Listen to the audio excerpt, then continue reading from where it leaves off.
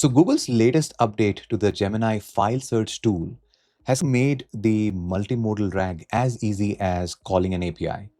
So I built an app to show you exactly that, and we will also figure out whether it actually can kill multimodal RAG. All right, so let's get into that. So right now we are in the app that I built, and the only purpose for me to build this app was to actually show you a live demonstration of how Gemini File Search 2.0 tool actually works and how it can handle the multimodal RAG kind of capability, right?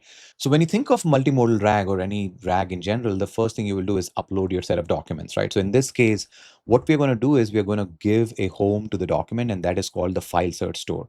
So you can see here that is going to be the first step. So I'm just going to give a name, and you can see on the right hand side this happening live as well.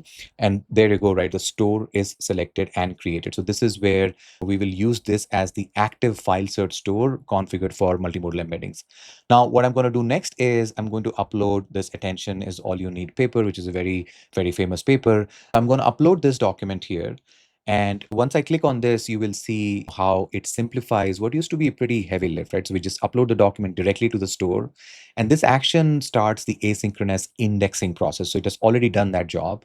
And then the next step really is extract and embed. And you can see this is where the magic actually happens, right? So what it did was it did the chunking. It also embedded the text and also embedded the figures and the diagrams all into the same vector space. So I kind of tried to visualize the vector space for us. So this is where you can see how first it will distribute the entire document into individual vectors, and then it will also do the semantic clustering, right? This is all taken care automatically for us.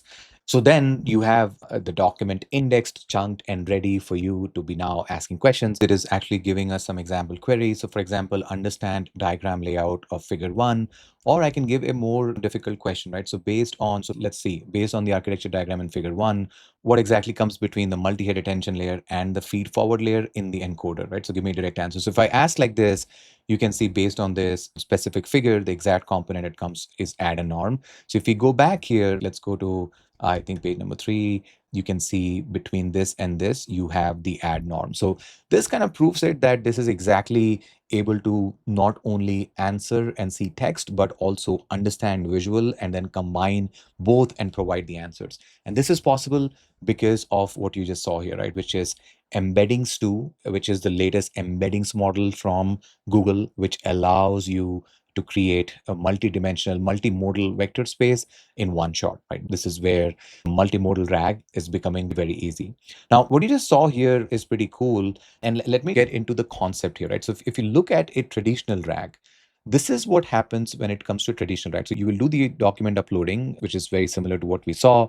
And then the next step that will need to be done is document parsing. So you can see that it has to parse the complex formats like tables and lists separately. Then it'll have to handle images and all of those things separately. And then once that is done, then after parsing, you will have to do chunking, right? Which is like another step, which is a huge overload, right? So you'll have to also make sure that there is no chunking overlap and stuff like that. So that is the chunking logic. Once you have chunked into smaller pieces, then and only then you will be using embeddings API, right? So that is a separate part which we will need to convert all of the chunks into embeddings. And then once you're able to do that, then you create the vector database, which is a huge cost consideration as well, right? And once you're done with that, then you create the retriever and LLM on top of that. So that is the traditional way of running RAG.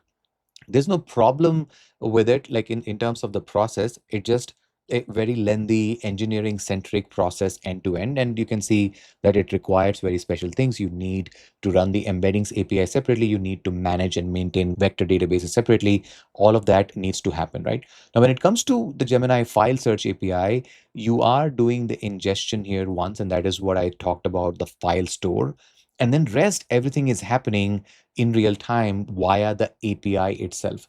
So the beauty is actually the API itself does the embeddings, does the storage of vectors, and then also does the retrieval and generation for you, right? And that is the big thing when you compare to traditional RAG versus Gemini File Search tool. Now, Gemini File Search tool was launched last year. I also made a video about it.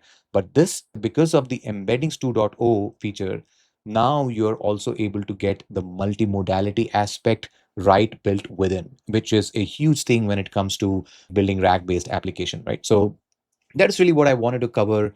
Please let me know in the comment section if you guys have any questions.